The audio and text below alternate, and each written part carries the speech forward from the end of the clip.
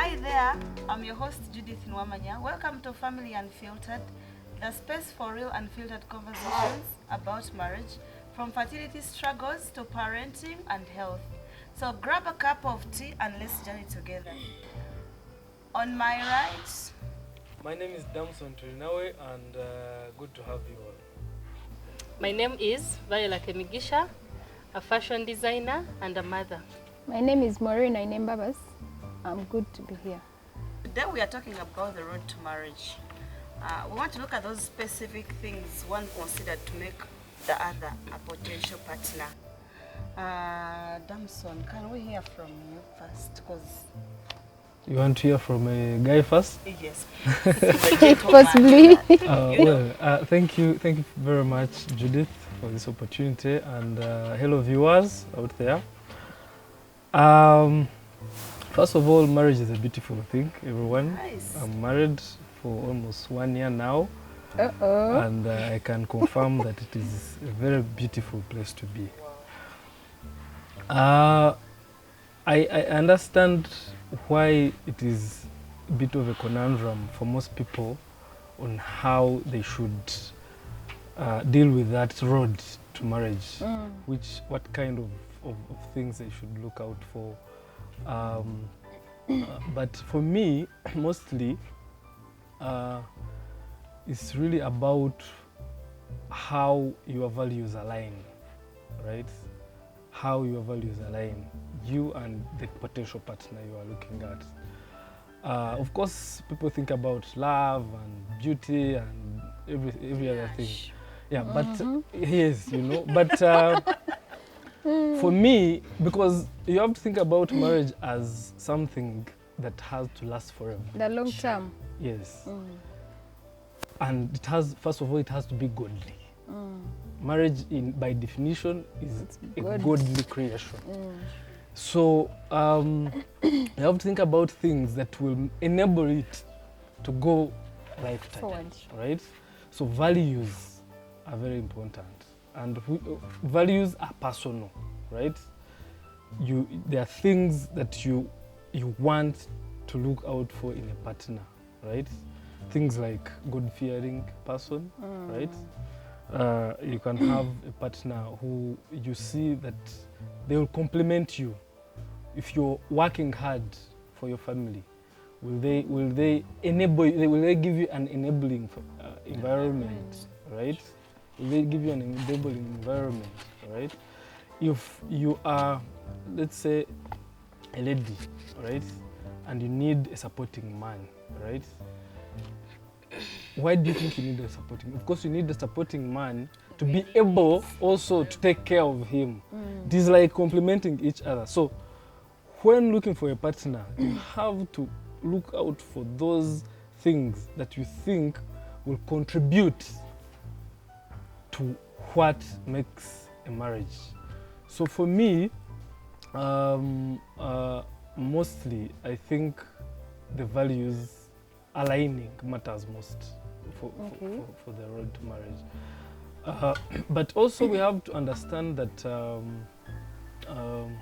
I will say something which is a bit cliche, but in my language we say, for example, for us men. What that means is that understanding the person before you take her. Yes, before you take her. And that means you may not necessarily understand the person from the person themselves. Sure. You have to make research. Because people will show you a facade. They'll put on a facade just for you to fall for them. You have to try and make some sort of research about the kind of person you are going to marry, their character, their behaviors, are they hardworking? Some people may think about intelligence. Are they intelligent? Because you need a person that you'll be able to come and build a life with in the end. Okay, but you talked about God-fearing, right? It builds on God's image and everything. sometimes you find someone knows God, but they're not good at going to church and everything, but they get a partner true. who is good at it. So you And then might this not person like wants someone you to because act they are the not same way good that at, they at serve going their to God. church and everything. But if you implant that thing in that person, you can move on. And that person can also maybe, when he or she has loved you, also Yeah. trace to the past. I was giving an example, and like I said, it is really personal, right? What there has to be something you are looking for Okay. in that partner, be it good feeling. For some people that is not a big issue. To some, it is a big issue, and even for example, good fearing, it is not the same level. Someone will say, I need a person who serves in church, who goes for fellowship, or that, you know. The born Then again. another one will say, oh, I just need a person who knows God and is willing who can pray as a family, who can go to church on Sunday, even if he doesn't do quite a lot in that sphere, but he or she knows God. Yeah, so it really goes down to What that yes, specific yes. person wants Yes, from the yes. other person. Yeah. Okay, So, that's not good. That's not bad, sorry. Madam Fashion Designer. In my perspective, I believe on a roadmap to marriage, all I could say is, first of all, I'm a little bit spiritual, so I would say we first seek God about it. Sometimes we just bump into things because we are desperate, or we just want to get married, but I believe when you take time and pray about it and seek God for the right partner, somehow He will always bring the right person to you. So for starters, before we even look out, before we try so hard, before we see other values, pray about it. Before we and God will compare. actually, yes, before we'd do any other thing, you would really first seek God to guide you, so that you see the best in the person that He will actually avail at any time. I've so far been married for 7 years, and I believe the things I prayed for, even when I was in like high school, they would tell us, pray for partners, pray for someone, and I believe those prayers were not in vain. So I believe for someone out there who would like to get a partner or is planning to look for a partner, pray about it in advance, so that when someone comes, you can discern whether it's the right person or it's not. Spirit of discernment. Yes. And another thing I would look out for would be someone who is, during the time when God has availed someone to maybe date and be with, you look at someone's character. Are they accommodative? Because since we are always from like different backgrounds, you've met someone from wherever, and maybe some from the north, others from the east, others from the west, but you've met this person and you feel maybe this is the right person. You look at someone's values, a few things about them would tell you maybe this is someone I can compromise with if at all we ever get married. So as for me, character was also part of it, and I believe it's something someone would look out for before getting married. Yeah. Okay. So in a scenario where I imagine this lady or this gentleman is God-fearing, she prays to her best, she sleeps at prayer mountain, And nothing comes that's up. overnight, but then she's not a good cook, she's not clean, because surely you're in a relationship, probably you're trying to see, can I move on with this person? In such a scenario, how do you go about it? Because really, and then she has this other thing that you really like most. This is the woman, she's presentable, probably this is a woman I can walk. But I think when it comes to cooking, if a man knows how to cook, you teach your woman. So the woman, you've started. the man Yes. takes the woman who No, this is the truth. Like, or you get a chef to teach your woman. Okay? what if she doesn't learn? She's not a cook. She's No, not even if she's interested in willing to, learning. if she's willing I really to get believe married, that question means was you have directed to. me. Those are the- No, not really. Okay. But Yes, I believe that there's no perfect person, right? There's no perfect person, and that means that we all have flaws. And in any case, being perfect is not beautiful, because if you think about it well, we fall in love with people because mostly of their imperfections, because they are not they are not high good there. at They all. can make mistakes. They can, yes, and the fact that, because remember, what you think this person is not doing, it's about what you want. It may not necessarily be about what is important in their life. You have to understand, some people, depending on their background, some things are not so important, right? So, but you have to, because remember, you're choosing a partner, you have to prioritize, you have to look. It's like waiting. In your mind, you may not do it on paper, but it will happen. In your mind, it will happen. You will wait those things that you're looking out for, and you're like, there will be those deal breakers. Things you're like, no, if she is like this, I can't dare. If he's like this, I can't dare. But then if she's like this and this, I can dare Yes, because I can get do a this. substitute It is maybe like for- a weighing thing, You're because we are not balancing. perfect, but you're looking for a person that you will be able to accommodate, right?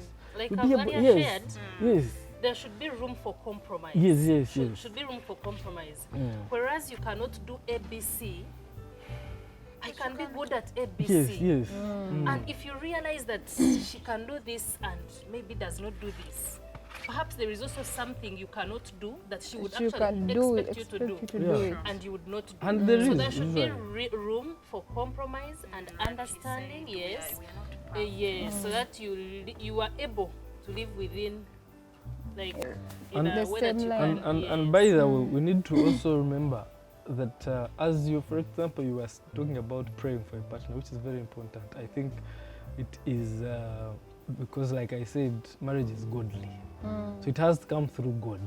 True. Now, as you pray for a partner, you also pray to God to enable you to prepare yourself for the partner. You get it? You don't pray for a partner and then when they come, They find you are you not ready for unready. a You're not partner. ready. You are not working on yourself. You have to work on yourself to be able to receive what What God is bringing for you. sending to you. So in your prayers, don't focus on the other God side. has to first Don't deal with believe you. don't Yes. believe that you are ready-made waiting. Yes, you have to understand that you are work in progress and keep praying for it so that the partner finds a person they can work with. Okay. Yes. Okay. Oh. So with this view about the road to marriage, well, I think surely it needs like some room to accommodate the other from both sides. Not a man being a gentleman, like I'm the one, I'm the leader here, I'm the president. So thinking like whatever the man does is what is needed. Yet what the woman does, if they are 10%, she's not even meeting 8, you know? So it's both sides, right? Flexibility is also need for. If you feel they don't So qualify, that you at don't least go when ahead. you're already there and all these fantasies are no more, but there was something that I could still keep on with this person, then the man is like, still I could share with this woman for more years, you know? Okay. So now, as we talk about the road, because the road will always lead you somewhere, and now you're already there, there are certain other things that come along. And this issue I want to look at, like I want to look at a particular health. I don't want to call it a health hazard or disaster because it may actually come and sweep away someone. But I want to say, like, in a way, like you're already two people, and this one partner has a problem, health-wise, that the two of you are going to live with. Because I'm talking about this in a way that I'm... The relating with chronic some couple, diseases? Yes. Okay. Where a man actually got an accident and all his two legs were off. And this woman had loved this guy because maybe he had nice chitumbo, you know. Yeah. And now this chitumbo... Okay. And now this chitumbo is no more. Is no more. Yes, and this guy can't even do more other work or be there for the family. Maybe he had a good job and then you're kind of insured. There's insurance. It will help here and there somehow. But then this man is no longer the one you had who had two legs. You no longer feel the man. Nice. Then I also go the other side of the woman. Probably this woman has an illness that goes even to the extent of being an effect to your intimacy in marriage. So how do you live with such a person when you're already there? At the end of the day, what is the goal? Heaven is the goal. Heaven is the goal. Till death will do us if apart. heaven is the If goal, goal. you stay there. And for starters, if this is something you had prayed for, guys, I want us to believe that you're someone who actually prayed for a partner. And the partner game. And the partner came, and you're in belief that this is someone God sent me.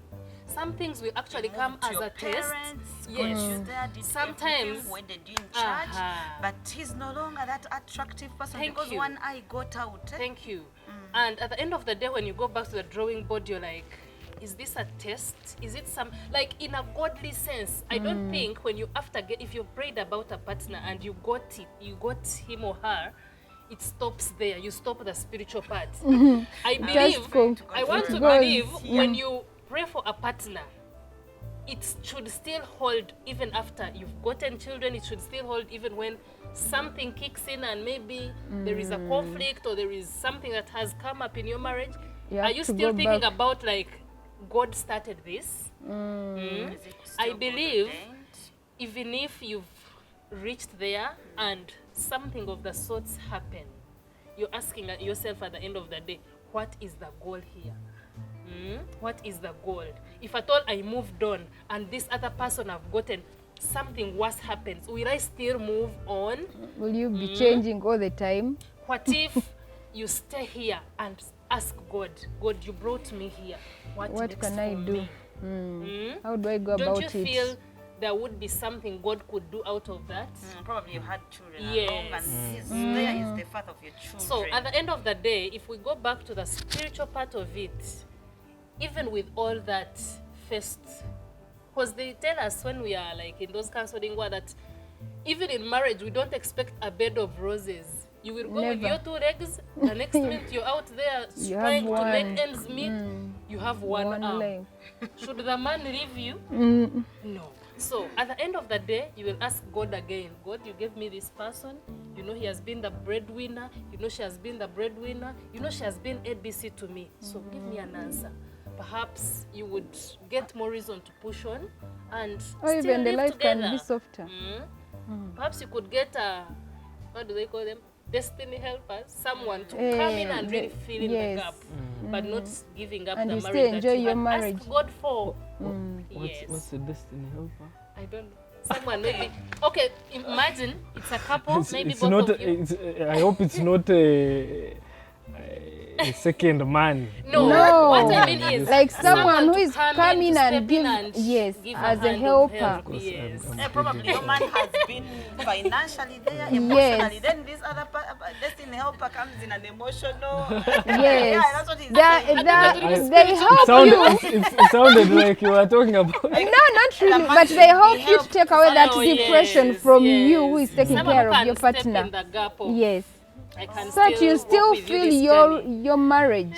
Someone has taken off now I that understand depression his point from as you. well, it's the emotional part. Yes. So how do you go about it? Pray about You it. pray, and at the about same it. time you feel yourself with your person. You see, You talk. I You don't keep know. on talking to your partner. Sometimes they would tell us, you pray about certain things, but there are some things you're like, but God, I think I need to step in for myself here. Will you manage? So if you pray to God to do for you something, what makes you think that even the emotional part of it, he will not handle? Because perhaps he's uncertain with what is going in between you two. What makes you feel that he would not at least fix a thing about your relationship in that situation? So I don't know whether I'm becoming too spiritual, but no, No, you not cannot, really. because Yeah, but what you're saying probably will not, God will not bring the two legs that your partner has lost, but he will bring someone who will help you and take away that depression that maybe probably might have felt when you're alone in the house. And you know, you also feel your life back with your husband. And they say even if he's in the wheelchair, but you have the other person who keeps on pampering you, taking care of both of you, trying to cancel you out, those good words coming within the house, and you feel it, especially when you have the kids. Now it adds up the vibe at the same time. That is another challenge, you know? some people don't. But I was going to say that marriage is not in itself an isolation. It happens within life. It is part of what we experience within our lifetime. And what we know is this, that life is full of challenges.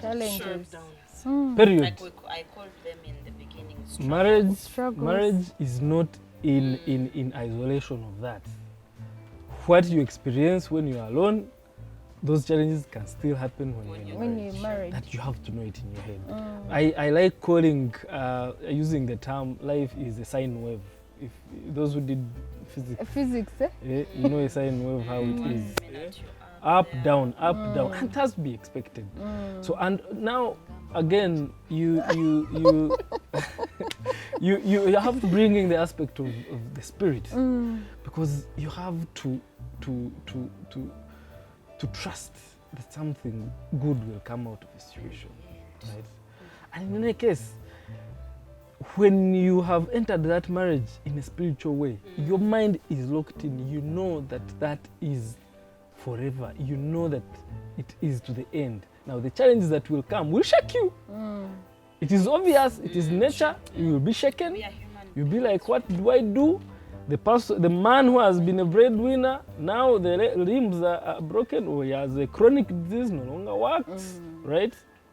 Now you have to step up a bit, and it's a bit challenging, or you have to cut down, or you have to go through things that you didn't expect that you would go through. But if you enter that marriage believing that there is no plan B, and that God will always be there for you, then you'll keep on prayer, and then things will always work out. There's no permanent situation. And now, he helps you. Can he help you? Can God help you if you're not praying to him? Okay, he can. He can. He can, but you have to first believe. But you have believing you're feeding us. No, but also you have to first believe. The mindset. How do you change it? Because you see, the biggest problem that we have. So God is not saying that you're in a wheelchair. Did you understand my point? How does I've he said God helps those help themselves? No, but he's I saying, wake up in the morning, pray with my partner. Then because today he cannot move out to pick the bread like he always does. Then this time I'm the one moving out and making. Yes, and now But your mind has to going first to come believe. with my partner here. We sit and like, God, today we are believing you for a bread on our table. I know you have to pay, you have to participate, of course. Physically, you have to. Incapacitated, he will provide. You have to pray for the right thing. You have to pray for the right thing. Hey. Yes. No. You have to pray for the right thing, because you have to understand that what you need in the moment, and then pray for it, right? If the person is amputated, are you going to pray for the legs to come back? If one has no legs, the one who has legs, what is she doing? So you have to pray for the right thing when you're praying. Yeah. She has to pray. She has to work hard. Yes. You have to step out and look for money. You have to hustle. You know. You don't need to sit and say this man is the one who is heading the family. I still need that allowance that used to come, that kameza, so and so. But it won't still come. You have to step out.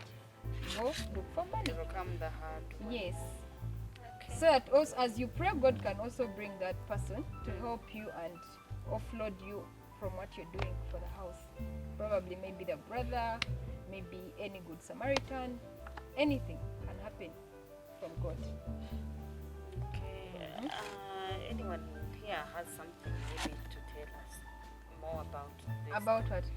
About what we've discussed? Anything you would feel like we should know about what we've discussed? No, really. Me, what discussed I was, many things. yes, what we've discussed, of course, About we've discussed about road to marriage, about the How to go chronic, about it, how to go about the yes. chronic diseases in families, but also, me, I would think members, it's also good to be patient. As you said that godly, we have to pray, but if you're also not patient, because God's things are not immediate. You have to pray with patience, okay, and belief. At the same time, Pray you and have keep also believing God for the best. you have to be a good communicator. Because your colleague, your partner has lost leg on an eye, is now in the wheelchair. You just move, sweet, you go out, then you come back at midnight, then you expect that person not to feel bad because you've gone to look for money. Your money, you look for it in the night. So you've not communicated. Every day you're out. You get it? Oh. So it's good to be a good communicator. Feel this person in your schedules. Because you know already that this person feels vulnerable. Why don't you communicate this person not to feel It's a that good you point. get it? So at the same time, be available for this person. It's not too much. If he was available before he lost his legs, for you, every time you would ask for something, it is there on the table. But for you this time, when he is no more, you start comparing him. In a way. I know. Sure. Sometimes, yeah, I understand. God can be disciplining you, but you as a partner who made your vows, or who is about to make them in the church, what are you thinking about them? Okay, you made them till death do us apart. Yes, God is punishing him his way, but are you available? Are you doing your part? Maybe you might not do it, and also God does the same thing to you. You get it? So, to me, I think that's what I can add. The three: patience, availability, and communication to your partner. Both things that we've talked about, the road to marriage and the health part of it in marriage. This brings us to the end of the show. Thank you for watching Family Unfiltered with me, Judith Nuwamanya. Don't forget to follow us on our social media: Facebook, X, YouTube, Instagram, and TikTok. Until next time.